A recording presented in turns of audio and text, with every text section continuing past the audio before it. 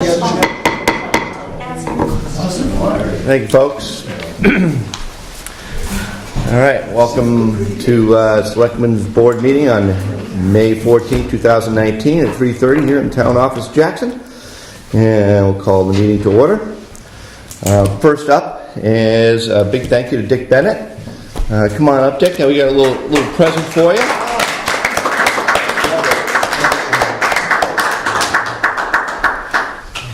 Long-time serving member of the planning board still, of course, and appreciate all your efforts as being selectman, but thank you very much. Token of appreciation for all the years of service. Bob, thanks for everything. You have to open it. Barbara? You have to open it now. That's the rule. Yes. All right. No knife is necessary. We made it safe. Oh, yeah. It's child. This is the next result. Did you go through the metal detector when you came in? That's right. We have one of those. It's not a new car. No. Oh, I am so pleased. My own. I love it. I'll use this at home. Show everybody what you got. All right. Is there anything engraved on the top there? Is there anything? Yes, What does it say there? your service is timeless. Good job, Chris. Monsters. Thank you. Thank you very much. Appreciate it. it. And on the bottom, there's a few words too. Oh, there are? Oh, nice. Have you all got a minute?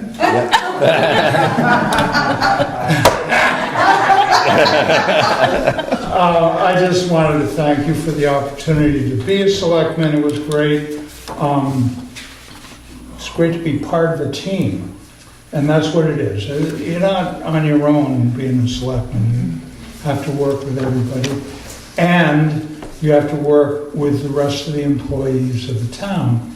And I just want to say thank you to all of them, because you made the job go. I mean, that's how it happens. So, office, police, highway, fire, videographer.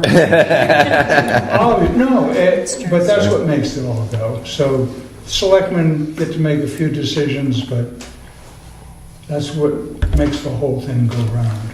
So, thank you. Thank you. Well said. Thanks, Dick.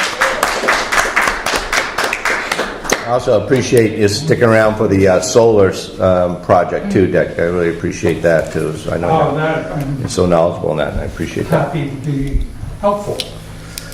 Thank you, sir. Number 3 on the docket is the Valley Crossroad Bridge. Just a quick FYI, we did get approval of the engineer's study, and this was through the DOT. There are several more hoops to go through, of course.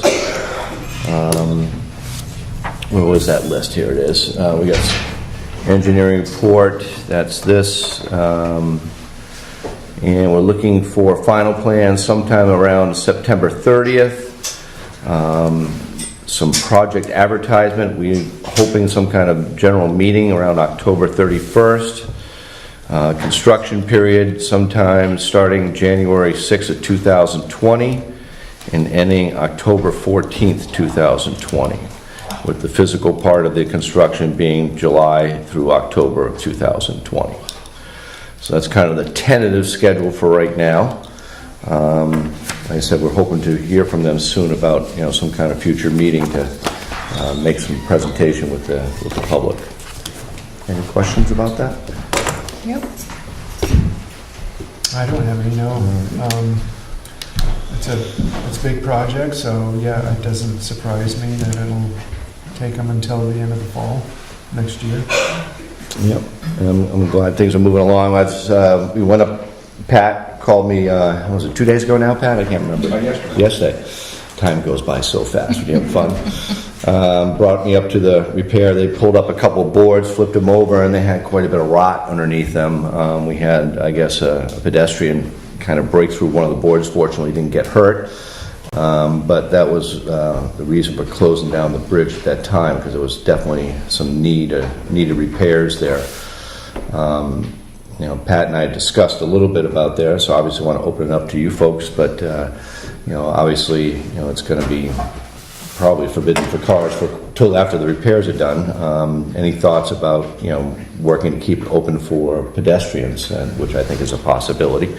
At least my thoughts when I looked at it. Did you get a chance to look at it at all? I looked at the pictures, yeah. I think it is important to keep it open as much as possible. And did we have a final cost on what it's going to be? Sure, come on up. Yeah. I thought Burr was going to come. Okay. Slide him in if he has some input there. This was Exhibit A. This is the Exhibit A. That's actually the one that. Bring that right up here. We want to see that. There you go. That's the one that they stepped on that broke. So that's where it sits on the steel, which is where it's all. Yeah, so the wood sits directly on the steel. All that heating and cooling just creates so much moisture, and just the rot just starts to generate there. Final cost is going to depend on what you guys want to do. Let's see, I got some stuff for you.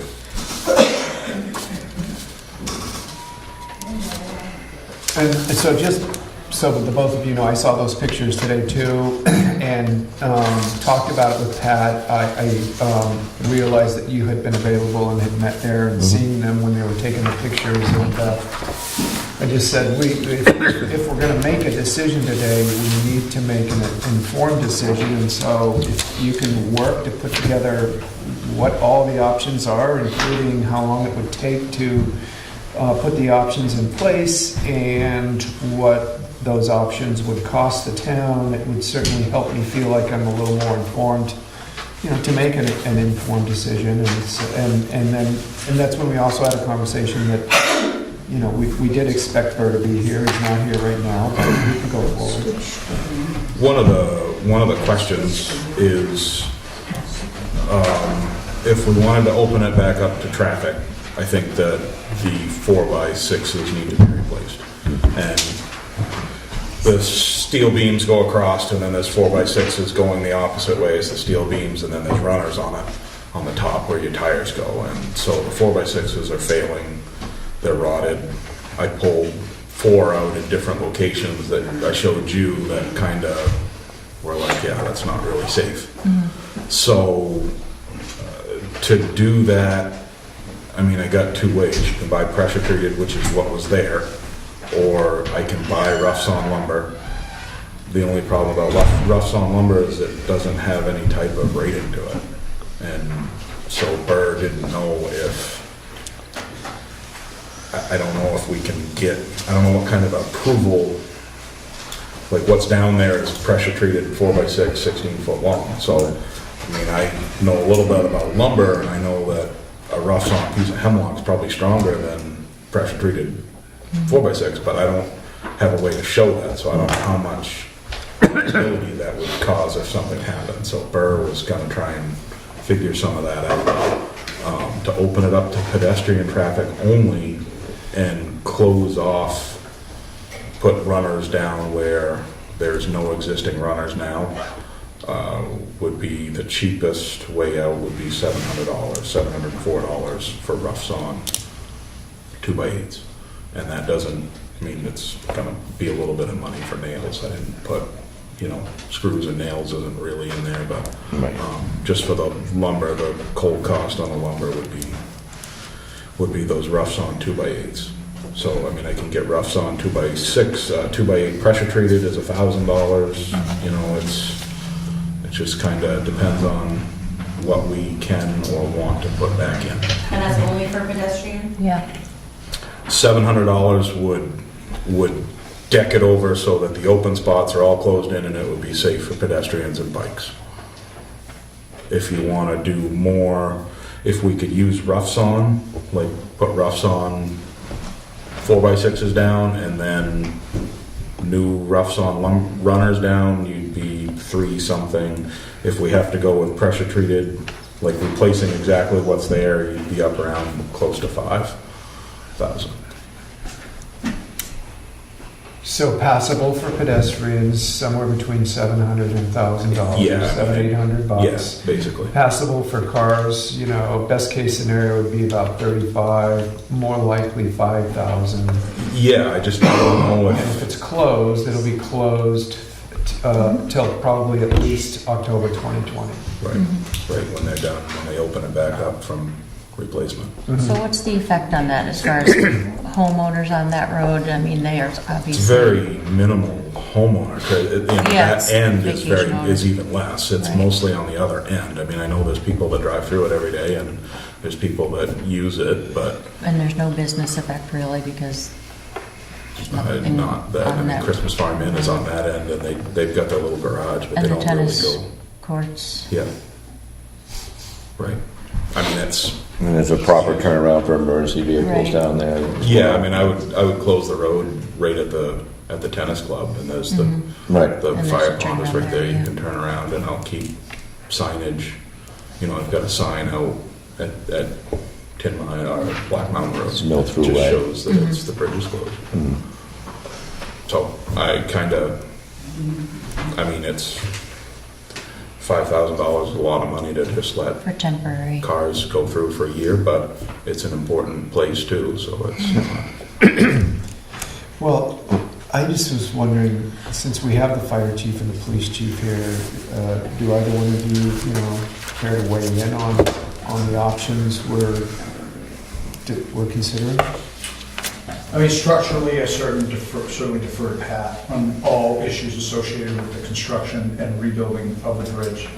My concern is that if it's only going to be upgraded for pedestrian or bicycle traffic, we have to ensure that there's a physical impediment put in place on both ends to prevent vehicular traffic, because signage is not going to do it. Signage is a good suggestion, but then results in enforcement if there's non-compliance, like for parking. But if there's non-compliance on a bridge that's not structurally sound for a vehicle, then you could have catastrophic results. So if you're gonna upgrade the bridge solely to pedestrian and bicycle traffic, I would also recommend that Jersey barriers are put in place on both ends of the bridge to prevent anybody from moving, barriers or whatever. The Jersey barrier is one of those concrete Yep. blocks. As far as its use for emergency response, it is a decent option. If you're on Carter Notch, and Chief Henry and I did have an occasion last year when we had a emergency medical call at the Eagle where a woman collapsed, and then as we were clearing that call, we had a call of a head injury from a pedestrian on Black Mountain Road in the area of north of Tin Mine. So that made that response, probably a minute quicker, because you can't race down Carter Notch past the falls, so you're not going to make it, and it's tough to really haul the mail going uphill on Black Mountain Road. So it is a useful access, whether it's $4,500 useful. If that upgrade is going to be in place for a year and utilized, you're talking about a $12.50 a day cost of that upgrade. So it's really a cost value to the town, and I certainly defer to the selectmen. We do use it. It's a nice option, because if you had a problem on Carter in and around the parking lot of the falls, and you were on Carter and you got a call either in the village or had to get over the Black, you're gonna have to go up to Moody. And that's gonna add minutes, not seconds, so. It's a cost value. It's a cost value. I don't think it's critical infrastructure in that respect, like, one lane in, one lane out, but it's a good option. And I'd like it physically blocked if it's just gonna be for pedestrians. Jay? I definitely think it's, like Chief and I were talking about it, it's definitely valuable. If you get an accident on the falls or anything, if you needed to use the pond for, access for fire hose, for something, for water supply. If it was gonna be only 6 months, where the bridge was gonna be torn apart in 6 months, I'd say close it. If it's gonna be closer to a year, which it sounds like, probably $4,500 or so is $3,000, whatever it's gonna be. It's probably valuable, money well spent to have that road for a year. It's definitely used it a lot as a shortcut or whatever for emergency purposes. 7 months away. Yeah. That's when it's going to be closed, right? I mean, Yeah. even though the physical construction's going to start here, it's still going to be closed there. Is there any load limit variation based on the type of timbers you quoted, or is it We don't know. I mean, one? the load limit now is 10 ton. And so that would be the same regardless? It would be the same, yeah. I believe, I mean, that's out of my. That's a realm as bird to what question, that- yeah. Yeah. Okay. Any question? Just one item, I think Pat mentioned the volume of traffic. Probably a couple of hundred cars a day. Maybe same car going back and forth. Yeah, it's me. Twice. But probably a couple of hundred, but that's during the off-season, when the falls are busy. The turnaround activity around the falls, without that, would be problematic. You get roughly about 20,000 cars during the season, and if you have no way to turn around, other than turning around in Route 16B, you have a problem. And a lot of people do not park, they travel and they use it. So Well, they should be able to still be able to turn around. The Jersey barrier, I assume, will be right near the edge of the bridge, so they should be able to turn around in that little cove there where the crossroad meets Carter Knox. That should be enough room to turn around there. The other comment I would make is for an asset that we are willing to pay $1 million for, which is a lot more than $12.50 a day for the rest of my life. I think we should be willing to maintain it. I agree. I think it's a tough call either way. It's $5,000 versus $1,000 for, basically 7 months. Bird's just pulling up. Okay. What would happen if you didn't have access to that fire pond and you needed to run a hose on the Carter Nut side of that bridge? Can't you pump from the river? Can You you either have to get into the river Is that down on? where our fire access is, down by the sidewalk. You can get in there as long as the river's not low. So you can get in there.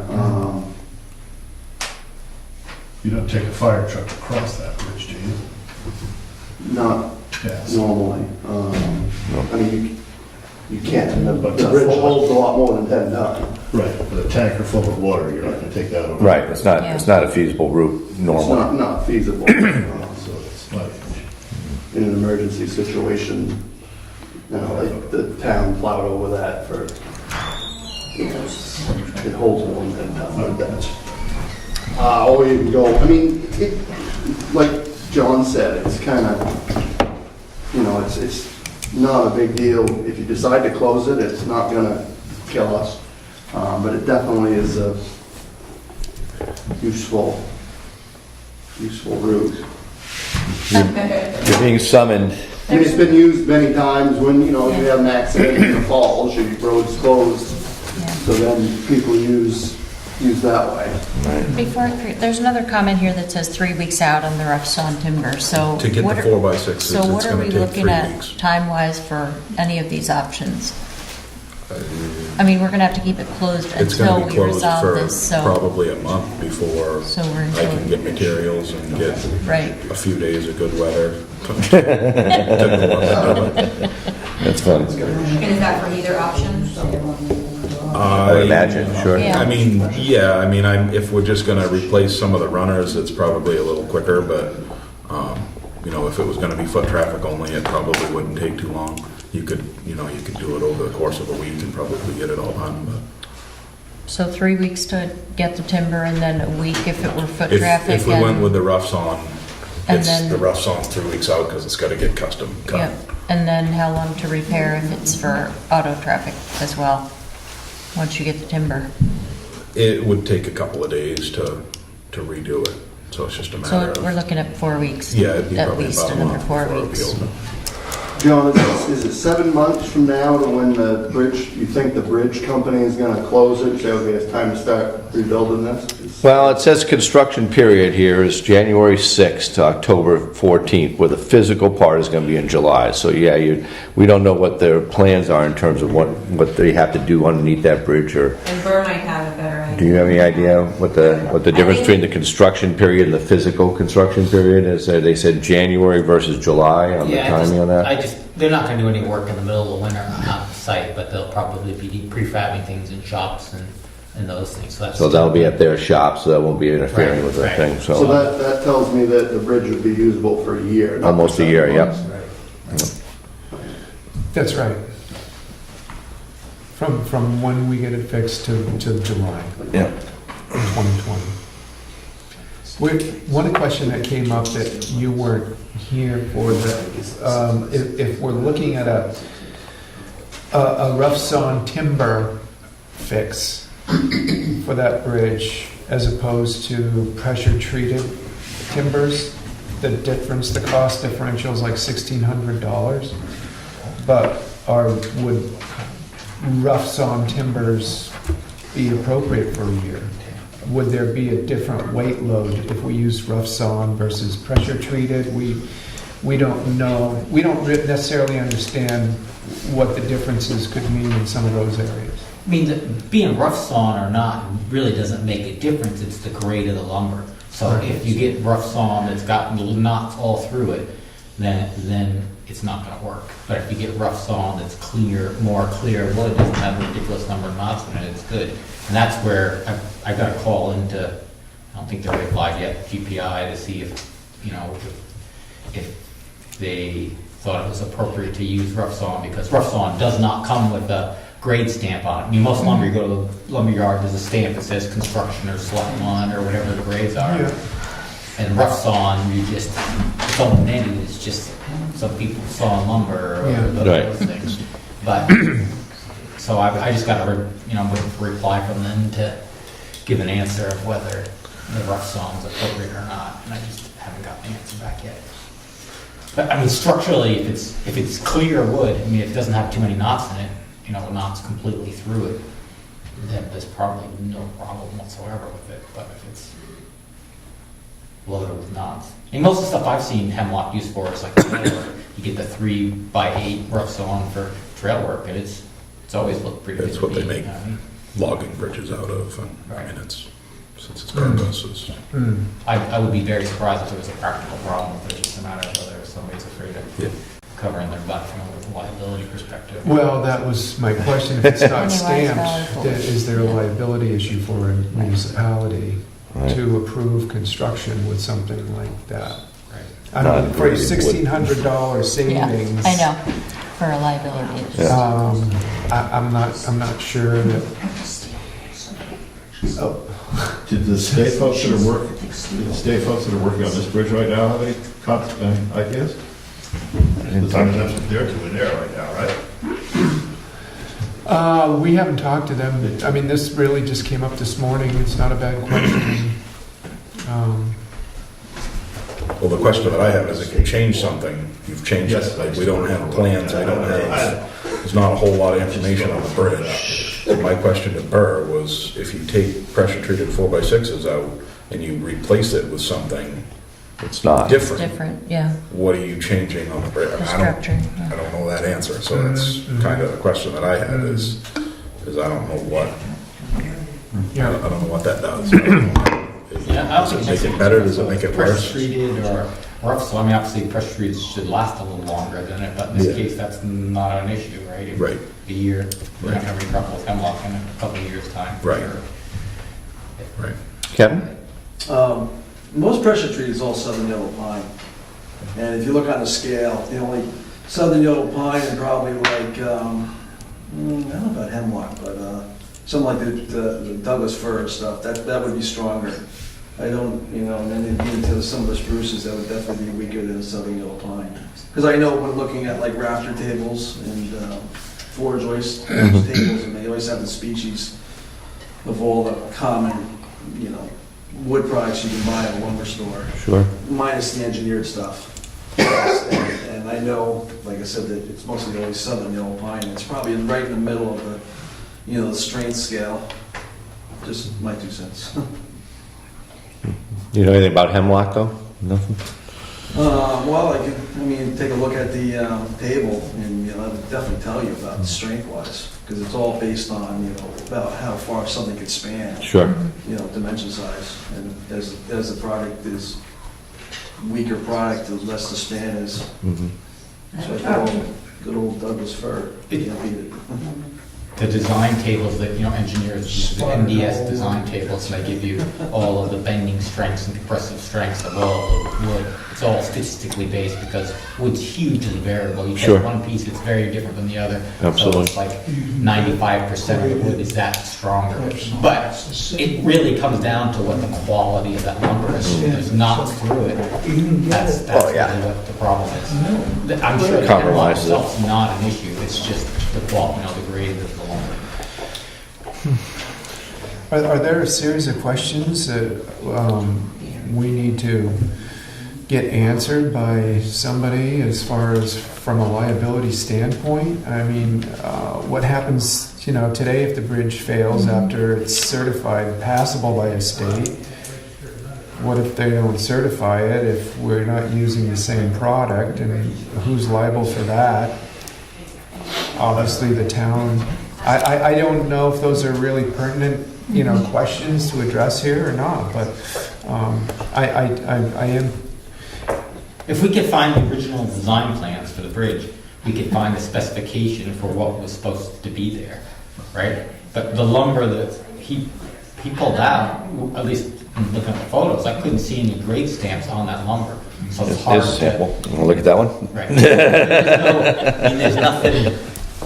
There's nothing here, right? Yeah. I mean, if they were there, they're probably Long long gone, feet. yeah. Yeah, yeah. Tree that is, like 25? So how big Jay, is do you know when the, that was done? if, Yeah, we do have a file on that bridge because Oh. I know Burke built it, because the steel beams were bought from the state of New Hampshire, used. So I know there's a file on it because I've been in it. Whether it's got specifics on the road construction, I'm not sure what's there, but. Was the deck was this ever replaced since? Yeah, Do you know what year that was? 80-something is when Burke built the bridge. 80s. But was the wood replaced since Burke built the bridge? Were these cross I'm beams? not sure, 80, 90, let's see, 90. Probably No, not. we did Maloon Bridge in the 90s when I worked here. I don't know. Is that actually pressure treated or is it just treated all? No, pressure treated. Don't know. So I know there's. Looks like it's a pressure file, treated, but There's a yeah. bunch of stuff in there because those beams were purchased from the state of New Hampshire. So we're kind of having a question about whether or not to spend an extra $1,600, but we really haven't addressed the question of do we want Do we to want to do it? incur the expense to open this up to traffic, or do we just want it passable by foot traffic and bike traffic only? is there any additional cost if we just do the foot traffic for having the barriers up there? Yeah, that's the $700. That's the $740. lumber Yes. fix. That's for the wood costs, but what about what Chief was talking about? Yeah, I've got some Jersey Barriers. barriers. So we wouldn't have to Those would incur get any other me- costs on I mean, I those? might have to buy one or two, but they're not huge, and Okay. it would be something I would be able to reuse. It Okay. wouldn't necessarily. Come right down here, they're not gonna be using it in a few weeks. Yeah, Dick Bennett, you had something? Well, you can get hemlock rough graded. I mean, they can grade it if it comes off the saw and they grade it. you know. Okay. So you can ask for a construction grade Quality. number and be assured of its integrity. That's good to know. Do they sell graded lumber at, like, I mean, do they have a grader come into the mill? Like not lumber? I was gonna say, call Barry Kelly, White Well, Mountain Lumber.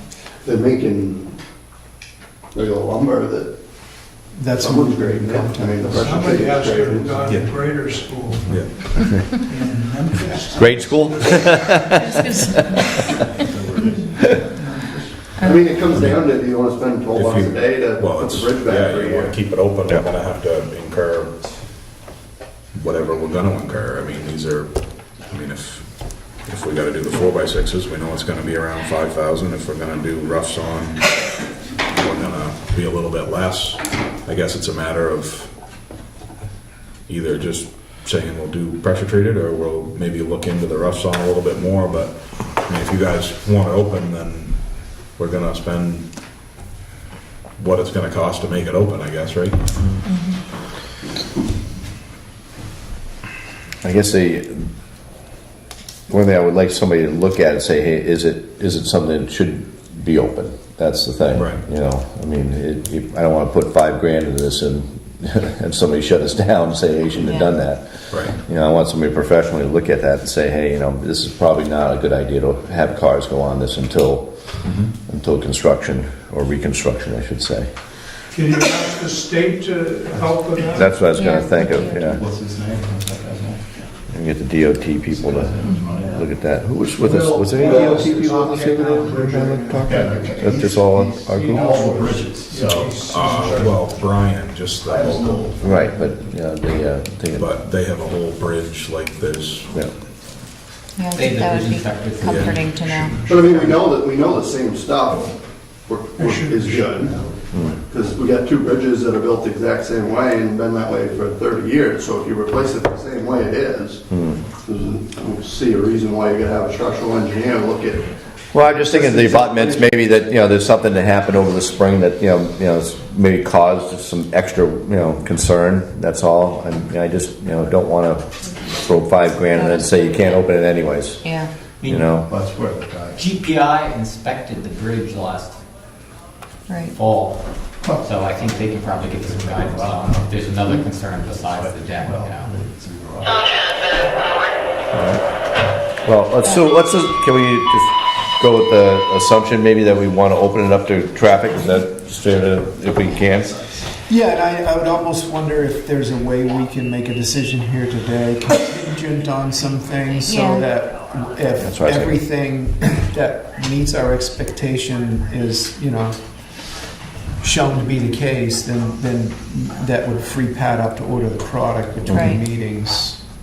Yeah, I mean, if you want it open, if you three in agreement, you want it open, then It's the one area in our town in the height of summer that can really be a bottleneck. Yep. And if people can't get across that bridge, they're just gonna keep going further up and further up, and it's gonna exacerbate something that's not exactly, GPS fun will to take deal them with up. right now. Yeah. You know, Bill's, shared as much, so, you know, if it was a difference between, you know, we're in for 800 no matter what. Right. And so if it's about spending another, 4,000 on top of that, so that bridge is open for a full year, I guess I would lean towards that. I would too. What I also think, and I don't know if it's part of the bridge replacement plan for next year, is that the fact that it's going to be closed over Memorial Day weekend, which is going to be a big weekend up here, is that a great time to do a study of how people do turn around when that bridge is blocked?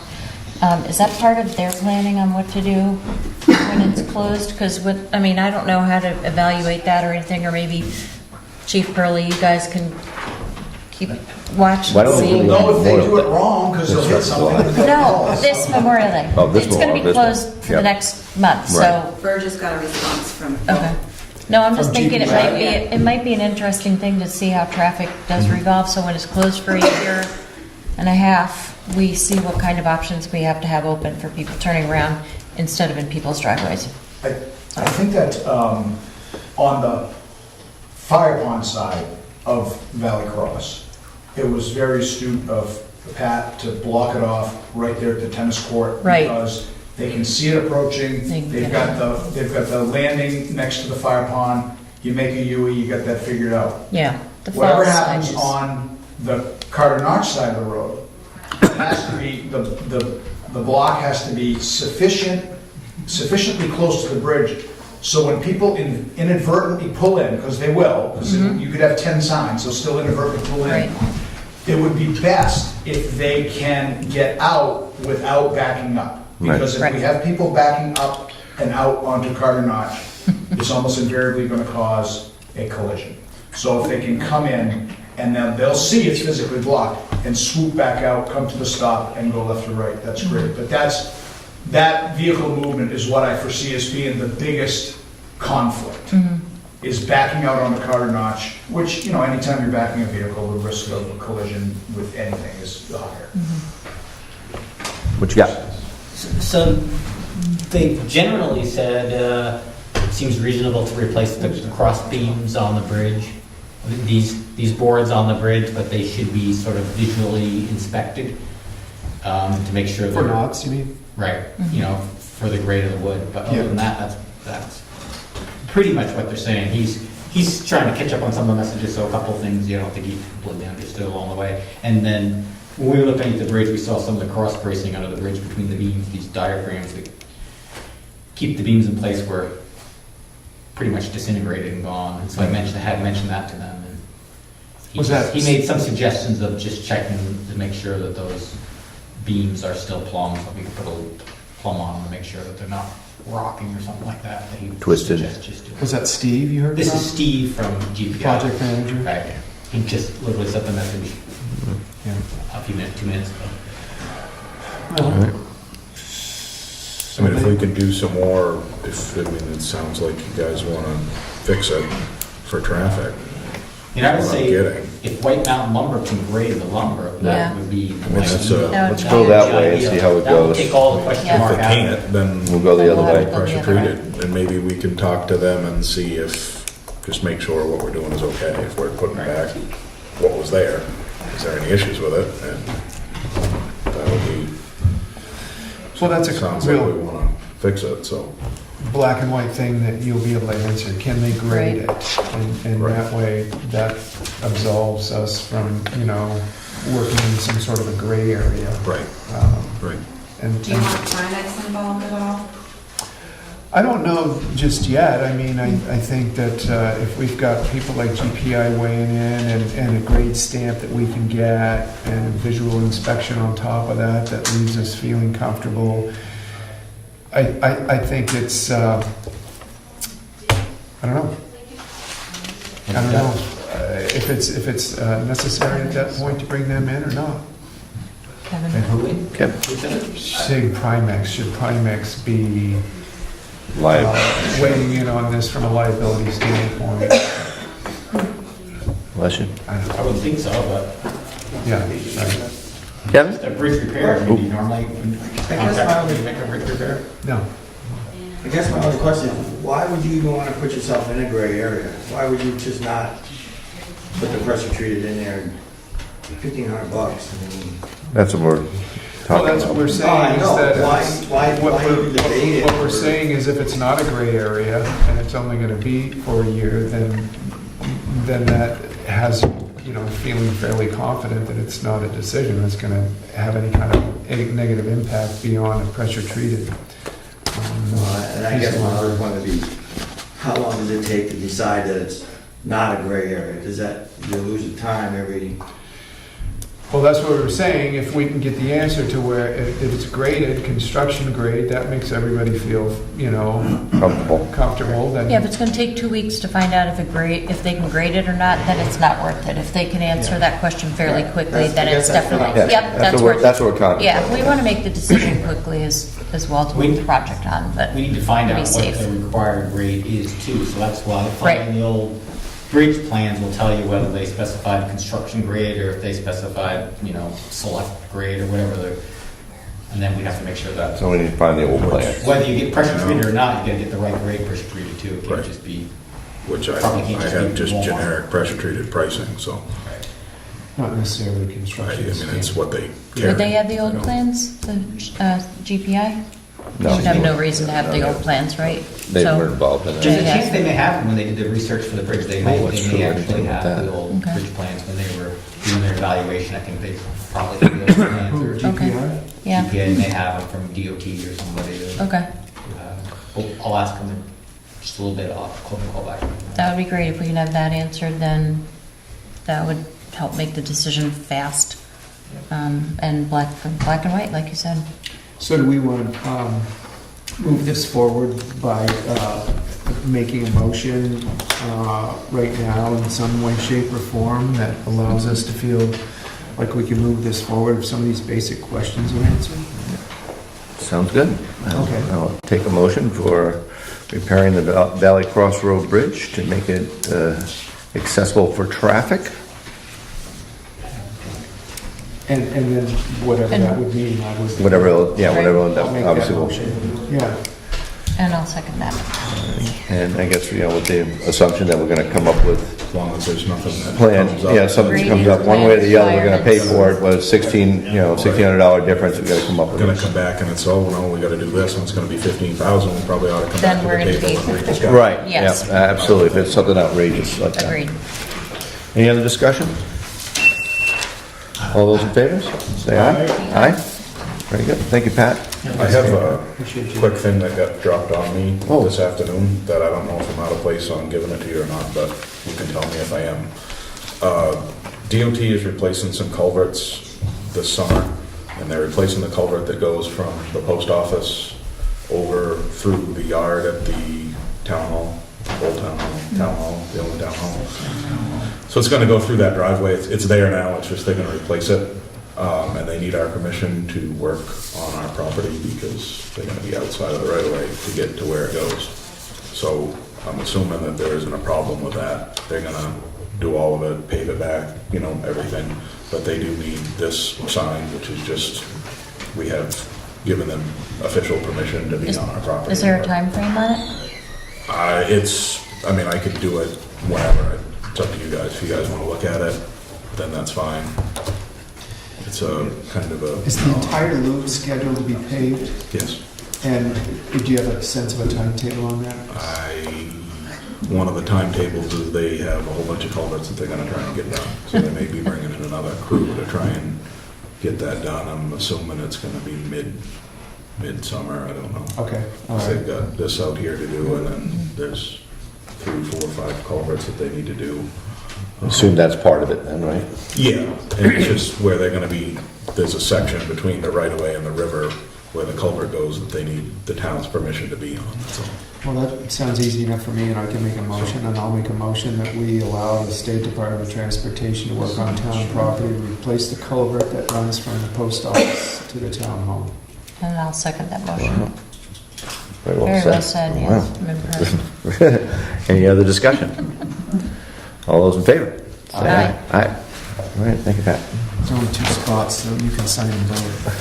Get it from June tomorrow, or whatever. Okay, thank you. Thanks, Pat. Thanks, Pat.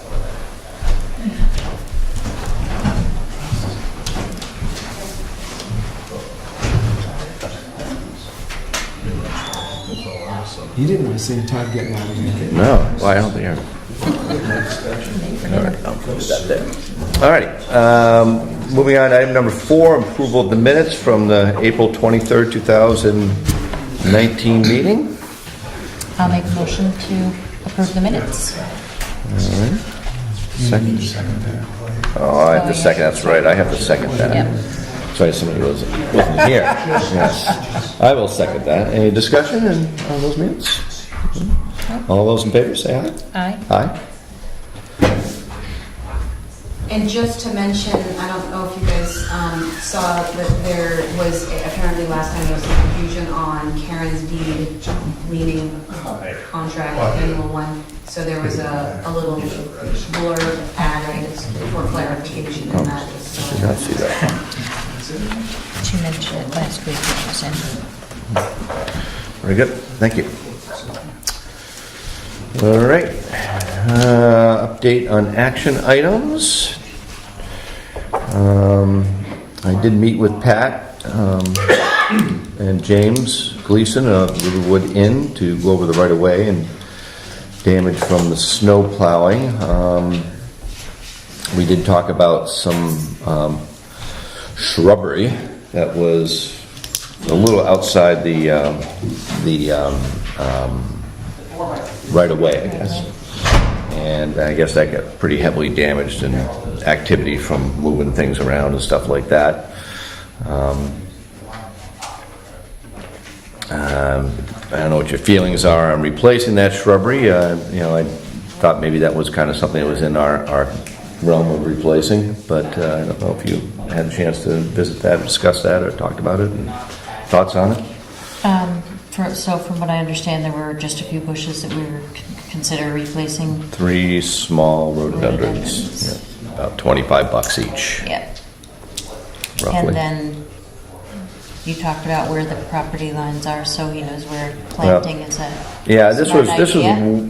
pretty far off the property line. I mean, Yeah. it wasn't like it was really within that realm of just snow flowing over and hitting it. I did talk to him about, possibly protecting them in the future, Right. that way, it's, in case this does happen again, and if Two we, bushes. but it was something that was definitely outside the line there. Outside the right-of-way, so it happens. So I think, the good news is we'll have a different sidewalk removal system. That was what Pat commented and talked to him about, and all this about was the fact that the new cleaner will be a little more efficient and hopefully not have a snow year like we did this year. Although I do like snow. know. Yeah, didn't like it this morning when I saw it. Right. But yeah. All right. Well, Good to come to an agreement on that. all right. So I guess I'll entertain a motion to do that because obviously that's coming out of our general fund. So. Yep, I'll make a motion to replace the three rhododendron bushes for James Gleason at Riverwood Inn. Second. All right. Any other discussion? All those in favor? Aye. Julie was to send a reminder out for e-news regarding the E911 street ordinance, so I get that done. Good for you. And thank you very much for doing that. Hope you're feeling better, by the way. Next meeting is May 28th and June 11th and June 25th here at 3:30 for the next meetings. Can I add one thing before we go to building inspector? Sure. We're just going to talk to you quickly about The Heritage Trail. the Heritage Trail. Oh. Quickly. I'm Paula Knight, and I'm in the Garden Club, and I'm coordinator of the Heritage Trail. And just wanted you to know, it's your property, and what we're going to have done, we're going to have it edged so it's more professionally done, and we're going to have that done by Eastern Green Landscaping, and they're giving us a fee that we will pay them. It'll come out of our budget for Garden Club. And that being said, also the Jackson Grammar School kids are involved in the Heritage Path, and you'll see them out there weeding during their school year and planting, and let you know that they're involved in this as well. My only concern really is the sign, the town hall sign, the town sign for the Garden Club. It seems to be split, and I was wondering whose cost that should be. And he wasn't aware of that. I'll have to take a look at that. It's right next to, as you look at the sign from the road, it's on the left-hand side, and you'll see there's a rather distinct split in the sign. It looks like it could come down. And we don't know who paid for that sign? Oh, okay. And I don't know at this moment. Yeah. No. Well, we Well, we were going to talk about signs Yeah. because there are a lot of people that always come in wondering where the police station is, so we thought maybe something could, kind of like the library has one, maybe we could have that on the next agenda as far as signs. Okay, that's all I had to say. Thank you, Paul. Thank you for taking care of that. It's great that you have the Appreciate it. kids involved too. Yeah. Oh, yes. Okay. Can we get that sign? Hemlock. Is it graded or not graded sign? All right, item number 6, building inspector, Kevin, come on down. Signs, everywhere, signs, long and people just blowing my mind. How are ya? Good. Hawaii. I must have missed That's where I this. want to be. Is Yeah. that part of the, that's a part of the bridge. The bad bridge. That's what she stepped on, broke. God, no one got hurt though. She didn't, yeah, I don't think she, it just broke away and she caught herself there. Gosh, can't even imagine. Right up to her hip socket, Right? Thought your injury was bad.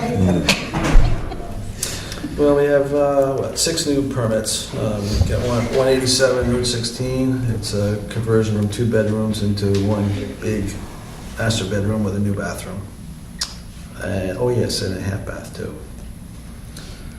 And, let's see, 23 Cameron Drive, replacing an existing deck. And in that building permit, they sent me a really nice set of plans. Oh, really? So that was really nice, yeah.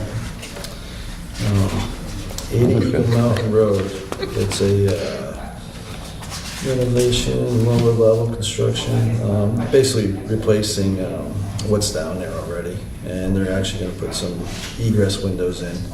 I met with the contractor up there and went over that, and we're going to get some egress in there. Same footprint?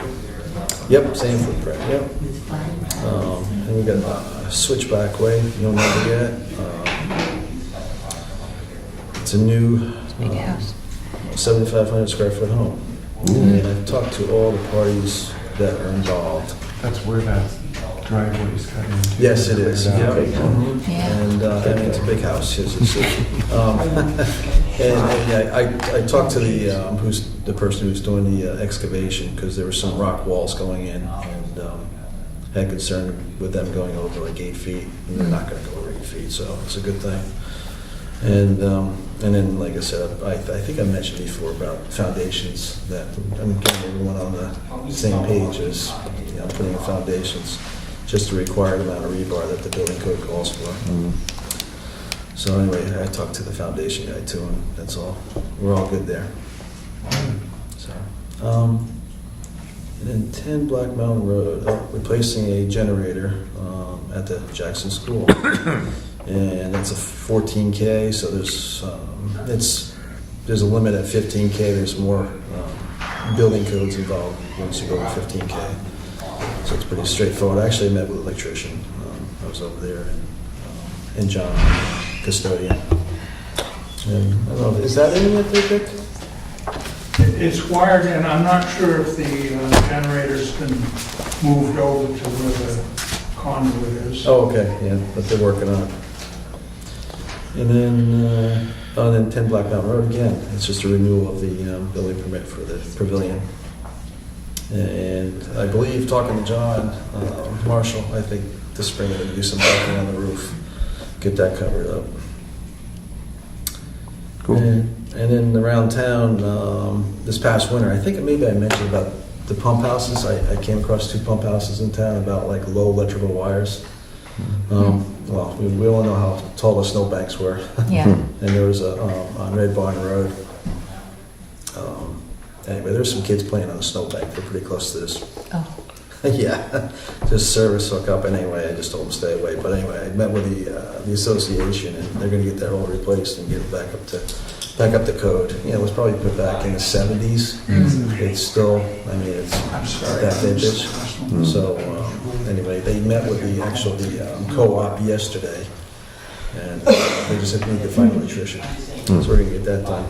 And at the same time, it's funny because there's one up on Whitney Hill Loop. The owner called me about it, about replacing everything up there. So I was going to contact them and all about that. And Wow. it just happened to Winking. happen, so it was pretty good. And the one up on Whitney Hill Loop, it's all the conduit is just plain old plumbing conduit, which does not need. In fact, it's all cracked. So it's not a good thing. So are those going to be permits we're expecting to see down the road? Yeah, you will see electrical permit for that, and probably the one because they're going to rebuild the pump house too. So it'll be a pump house plus a electrical permit. So you'll see that. And the last couple weeks, there's been some really good training up at the Bethlehem Fire Academy for building inspectors and fire chiefs. And I think I've went to 4 of them already. And I think actually tonight there's firework display for like fire chiefs and stuff. I had that already once. But it's interesting just to see that like everyone from like the northern towns are all there. You see them down south. And when you go to training down south, it's all everyone from like the Lakes region and south. So, but it's kind of nice that they have that. So you get to see the fire marshals and people from the mechanical division and from the electrical division. They're all demo houses up there for burning and stuff like that. Yeah, at the actual fire academy, yeah. And Jackson goes there, the fire department, we usually go there once a year for some kind of training, sometimes twice. So the last one was, it was a burn. It was simulation of I mean, I guess it was just like, yeah, flashover, that's what it was. It's something I did. So, it was definitely a good place. Very cool. So, that's about it. Anything else? Anybody else? All right, thank you very much. All right, Thank you. Thanks, Kevin. Moving on to new business, letter of thank you here for flag donation. Bill Wogich once again has come through for donation of some flags here. I'll read this letter here of thanks. It says, the Board of Selectmen would like to extend our sincere gratitude for your donation of $75 to the Bartlett Veterans of Foreign Affairs, Post 5386. Your donation will provide 60 grave marker flags to be placed in the Jackson and Dundee cemeteries this spring. Your thoughtfulness is appreciated by the families of servicemen and women whose graves these flags will be placed upon. The town greatly appreciates your continued donation over the cost of this important recognition to our war veterans. So, thank you again for doing that, Bill. I don't know how many years running that is, but Yeah. Thank you.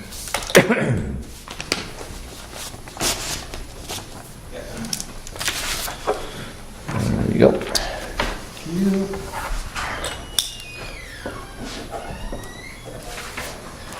Thank you, sir. Next up is the a memorandum of understanding with the Valley Vision folks. At our last town meeting, we voted to reinstall, I guess you want to call it, the local channel, which is 1301. And so we have received their terms and conditions, which have basically the same from what they were before. And I believe the price was the same, wasn't it? 5,000? Yep, $5,000, which was This year is only 3,000. Yeah. oh, it was 3,000? 5,000 on this. Oh, did it say we'll have to double check that because the petitioned article, I believe, was 3,000. Yeah. Do we want to table that until we find out? Yeah, That way- and also on a side note, other people have been asking when that channel is going to be available.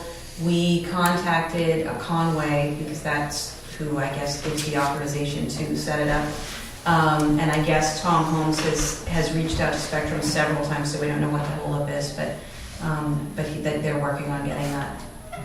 Yeah, it does say May 1st to 2019 to April 30th, 2020. I assume that's after they get this, of course. They probably need to have this first, right?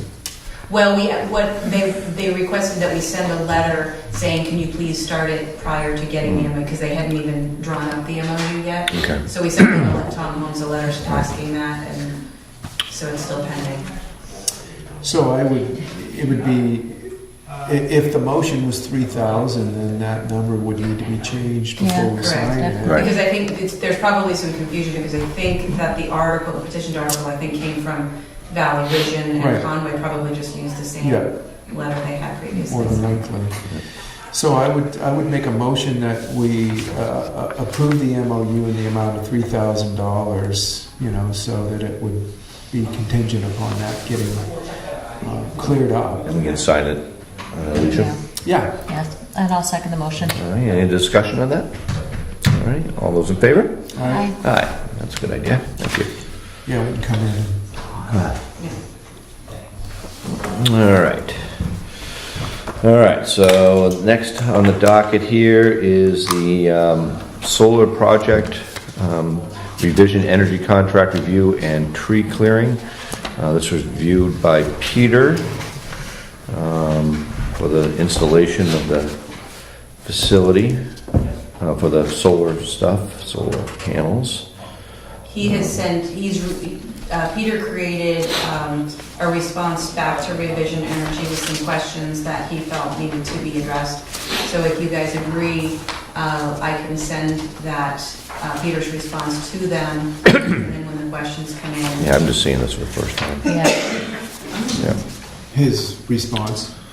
Yeah. Yeah, Yeah. there's like 15 items, so. Right. I think that's a good idea, is to go ahead and send that to Revision and look for their written response to Peter's 15 issues. Right. I mean, all along, I felt like this is probably some sort of a contract template that's been signed by dozens of towns in New Hampshire, Yeah. so I did not anticipate 15 items of concern, but at the same time, you know, we knew it was always going to go through him, and so he's a thorough guy, and I think that if once they reply, we can, you know, have a look at their reply. I would assume before the next meeting, we'll get it in plenty of time to be thoughtful and go through it before the meeting, and then hopefully have a discussion around it at that point. Yeah, because Dick was here, was it yesterday? Was it yesterday that you were here meeting with him? Yes. Yesterday. With Joanne, with Joe? No, with two of their head installers. Got it. They just wanted to see the physical layout, Yeah. where they're gonna have to run conduit, where, you know, they tie things together. And I think we should, you know, before we sign on, before you sign on, go over that carefully, because we want to look at the power purchase agreement aspect of it, because that's where the money's going to come from. Right. So nail that down pretty, you know, I don't know if they've come up with the final price yet, but they're working on that. It has to go now to engineering. Engineering will kick it back probably about a week. Yeah. Once they've seen the layout now, they know where they can put their equipment. So it's moving ahead, so Yeah. it's time to really scrutinize the words. Mm-hmm. Right. Yeah, that was the first time I saw that punch list there, so Yeah. I'm gonna have time to look at that myself. Alrighty. Also, anything else on that? Yes, go ahead, Sarah. I'd just like to ask a question. It says Sure. tree clearing. It's coming up. Now we're talking, Yep, that's, you were one step ahead of me. revision energy on time. That was that first part. My bad. I grouped those together accidentally. I apologize. Okay. But coming up to that, next on the agenda, the docket, it was just some trees out back here by the town garage that Pat had identified that with the solar project people that need to be taken down in order to make that, you know, work efficiently and get proper sun in there. I did go back there with Pat about a week ago and looked at some of those. There's not a whole bunch of them. I'd probably say maybe 50 small ones and, you know, a couple that were good-sized ones that need some, you know, professional help taken down. But all in all, it wasn't a whole heck of a lot of trees. But just your thoughts on that. And, Who does the tree clearing? well, we'll probably have to do some of it through some professional person, and some we could do ourselves. So, like I said, some of the larger ones would probably have to be taken down by a professional tree cutter. Okay. There's two white pines that we'll want somebody insured to come in and take down, because they'll have to be taken down in pieces. Yep. And so do we get a quote on that, or are we just? Probably be Greg Soulis, and we A couple would expect that to be in the neighborhood of $1,000 probably for those trees to come down. He's got everything marked now. I don't know if it was marked when you went back there, but yeah, it's not a lot. But it is those two big trees, and that was just Pat's best guess is what that would know. So you're suggesting maybe we get a quote from a couple people for treatment? Well, I mean, I don't know what it's cost at all, so I would think it would be nice to get a couple quotes and not spend too much time on it, should we, if it's just a couple trees, but it would be worth knowing how much it's gonna cost. Yeah. It's usually about $1,000 a tree roughly, but they Yeah, vary, we've of gotten course. a bunch of stuff Sure. done up at our house too, and I know it's expensive, but if we can get somebody to, you know, a couple guys to quote us, that would be good. Sarah? Yeah, I'm just curious, when you take the trees down, I know when the garage was being put up and the library was being moved over here, we had to have Burr come with a balloon and so on to show the height of the building and so on. With all this tree, 50 small trees and too large or whatever it ends up being, how is that going to change anything from the visual from the library or from here, looking up at the garage? Just, Well, it's behind the garage, so it wouldn't be any of the trees between here and the garage. It's on the other side, yep, Thornhill Road side. Okay. That ma- Because they were quite concerned also about the tree cottage as well. It's on the back side of the garage. And on the downhill slope. So, Ready? Anything else on that? All right, next is an FYI on the equalization valuations. Valuations, yes, I'm getting tired. Thank you. All righty, so just an FYI on that, just the numbers from the state Revenue Association Administration on those numbers. I don't know if you got a chance to see those, but Get it again, thanks. that just goes in our book at the end of the year.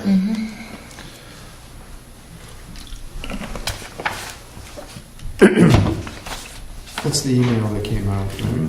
Didn't you Yep. scan and send that? Yeah. Okay. Yep. I don't need to see it because I saw the email.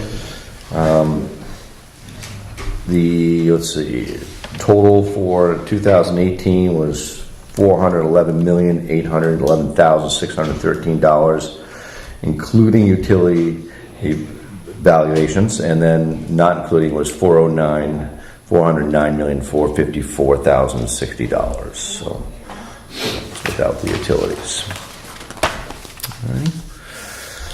Next on the docket is election or appointment of the Mount Washington Valley Economic Council.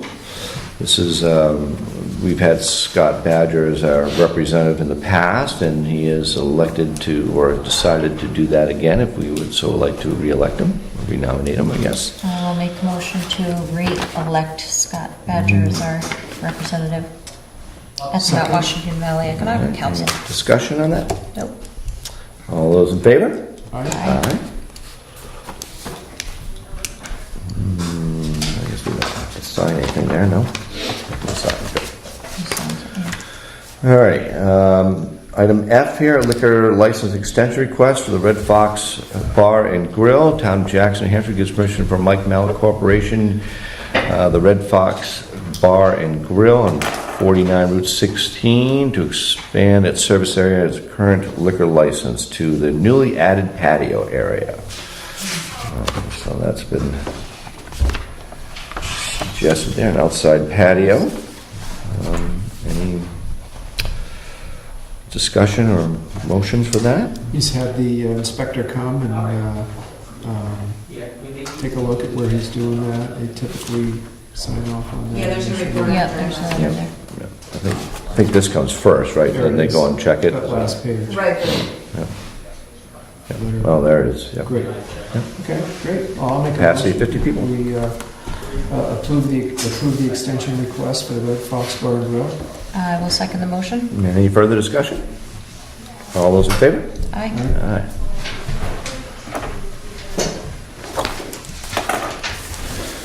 And a second liquor license request here for Flossie's General Store. They're going, Town of Jackson, New Hampshire acknowledges Michelle Pratt, owner of Flossie's General Store located 21 Main Street, Jackson, New Hampshire. Town has no issue with Flossie's General Store selling bottles of wine at that location with a liquor license properly obtained through your office.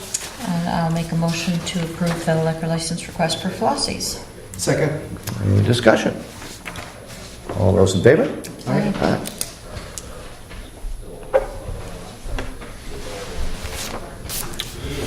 Melbeck, that's what you have to make sure. Yeah. Melbeck, that's the wine you have to have. I did not send out the noise ordinance to them for the request.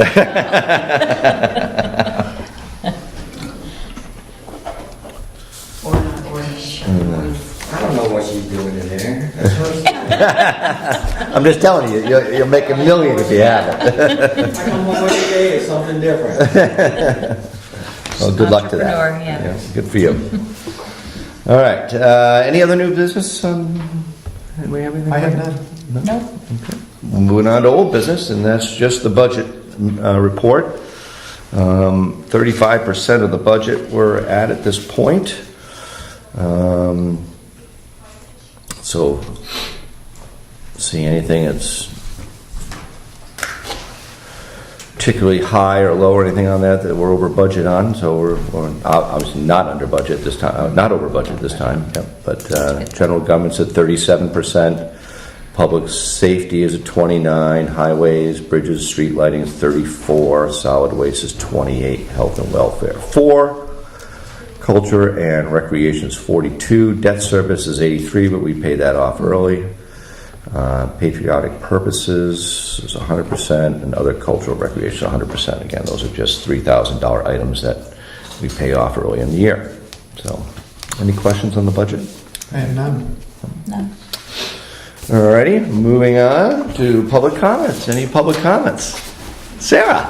Yes, I know that the principal from Jackson Grammar School and Ms. Stella Bella were here to discuss the use of the old library and an old library building. And I'm just wondering if any more has been said or any meetings have been scheduled to continue that discussion. And also, I was a little curious about different things, so I called the Board of Education in Concord, and I spoke to an Amy Class, and we had a good conversation, and she referenced me to RSA 198:15-A3, and it's in reference to the fact that in 2010 the school was added on to and got a building grant and for kindergarten and grades 12 for at least 20 years the building can be used. But it also states that it is only, or it is to be used for K through 12, and that putting in preschool 3 and 4-year-olds, it may make a difference in the payback to these loans. And I'll quote her here as she said, "The school will want to check with their legal counsel before moving a preschool group into a space funding with the building aid." So I was wondering if you were aware of this, and if this makes a difference to what might be taking place at the school, and with your thought. And also too, if at any time if it should be put on the agenda to be discussed whether or not the old library building would be used as a preschool with 3 and 4-year-olds inside that building. So I don't know if I need to come to you and ask to have it put on the agenda so we can touch base on it on a public meeting, or what your thought is in that area. I'm not on the agenda today, and I know you won't discuss it, but I'm just saying, I think that people are very concerned that the building may be used for 3 and 4-year-olds and be taken over by the school, whom you would have to check the use of the building. So my biggest concern is 3 and 4-year-olds being in the building and using it as a preschool building. And my other concern is losing the ability of the townspeople to use it at whenever they'd like and have it being occupied by the school. So again, possibly I need to be put on the agenda, or maybe it's too soon, I don't know, but I'm just concerned. So you did bring the one issue up to me as far as who is eligible to be in the school and if the preschool moves there, and it was my understanding that you were going to raise that with the school board, because that is their correct. They need to look at that. It is Monday, right? And it's so I wanted to just give you a heads up that I will be discussing it at their meeting on Monday. Right, and I'm going to attend that meeting just to see if they're aware of it and be informed on that. Okay. As far as the old library goes, we did have a meeting here. It was Julie and myself and Jessica and Gail, Jessica DeLaval and Gail Dabrowski, I believe it's how you say her name. And they are interested in looking at the old library. The good news about that is they want to use it as a library. So how cool is that? The other thing is we're really conscious about making sure that whatever they do propose at this point, which it only is a discussion phase, is respectful of the needs of the town and keeping it as a library. So it's not going to be a computer lab. It's not going to be something that is going to be off limits to the town people the way it is now. There are a lot of other things to be considered, like the agreement with the church and what they will allow, and which that's coming up for renewal shortly, over the next 3-4 months, I guess. So that has to be considered. So it's very much at a discussion stage right now. And there was nothing that was decided other than throwing some ideas around about what they're considering. Obviously, if it needs to be on our agenda, it definitely will be. It was more of a, here are some of our thoughts, and we didn't have anything that was a motionable action, I guess. So if you're meeting in that capacity as the select person and the school board, will there be minutes on the e-news letting people know that you had this meeting, even though it was just a discussion, so it's out there? Because a lot of people aren't familiar that discussion is going on, period. So if it's behind closed doors, and it's not out there on the e-news or in a public minutes, then people don't know what's happening. It's going to be on the minutes, or it's going to be on the agenda at the school board meeting next. So again, it was their ideas, I guess, of what they're presenting at their meeting. So I don't know that it was really a discussionable meeting versus here's what we're thinking. Brainstorming kind of thing. Yeah. So Okay. I'll keep that in mind, though, for sure. Keeping it at the level of that. So anything that goes beyond that we'll have brought up at a public meeting. Thank you. Any questions? B? Yeah, it's always been Jackson isn't a huge town, it's always been tradition. If there's a funeral or a wake, that one selectman, you all don't have to go, but take turns to go to the funeral or the wake. It's been a tradition for years. And I think it should be carried on.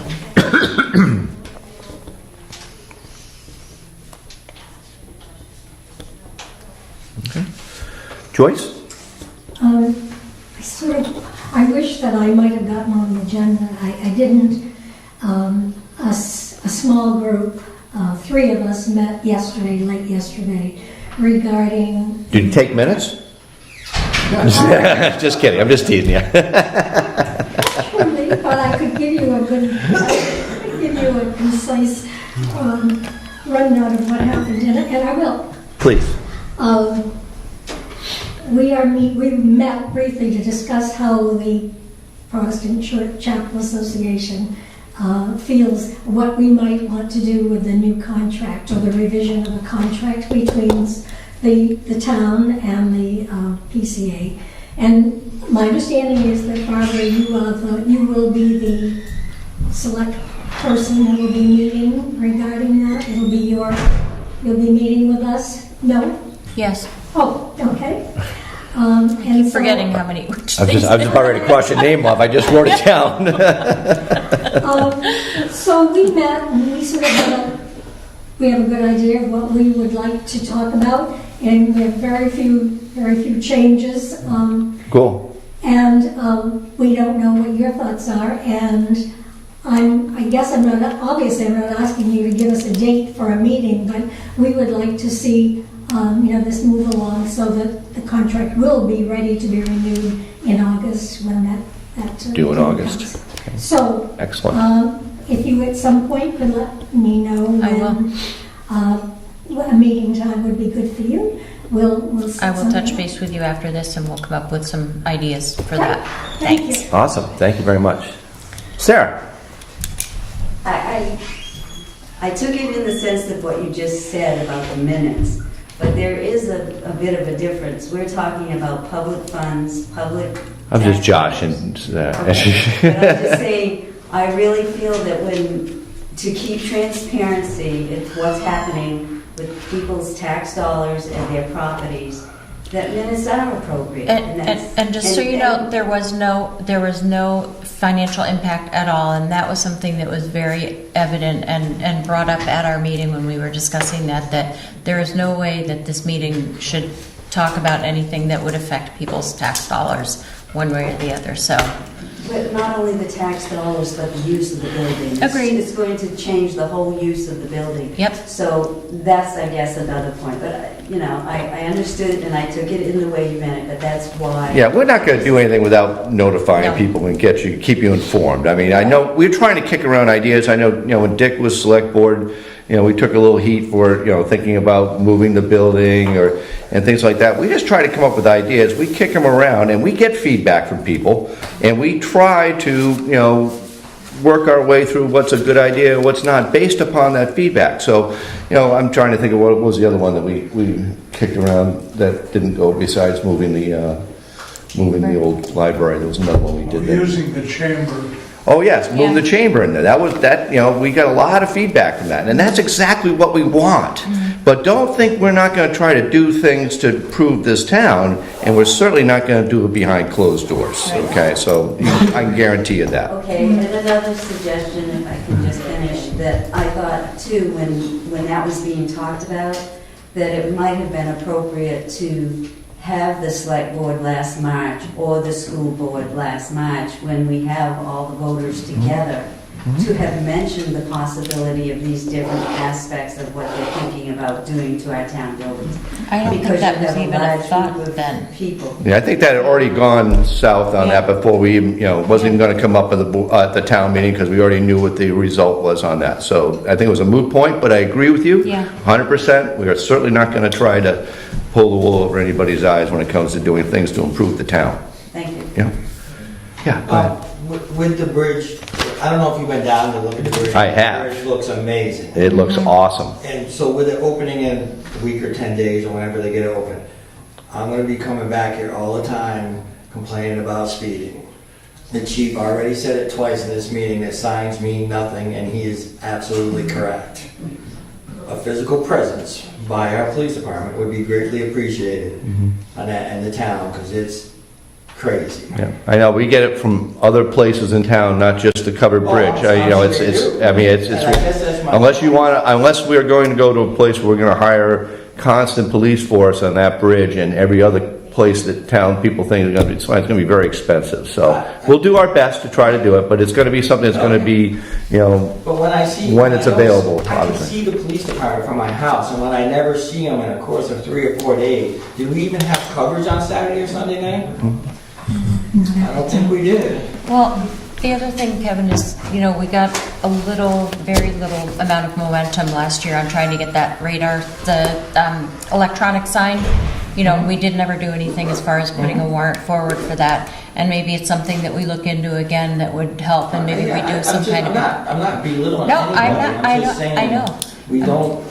I don't think you see them enough. No, and so maybe we come up with some other options like we talked about with that, because like you said, there are other areas in town, Sarah, your road certainly, where the speed limit is not followed, and it's, maybe that could make an impact as well. So are there other options besides, not seeing the police officers?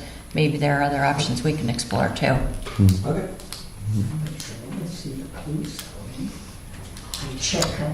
Any other comments? All right, I'll entertain a motion to adjourn. I'll make a motion. Second. All right, all those in favor? Aye.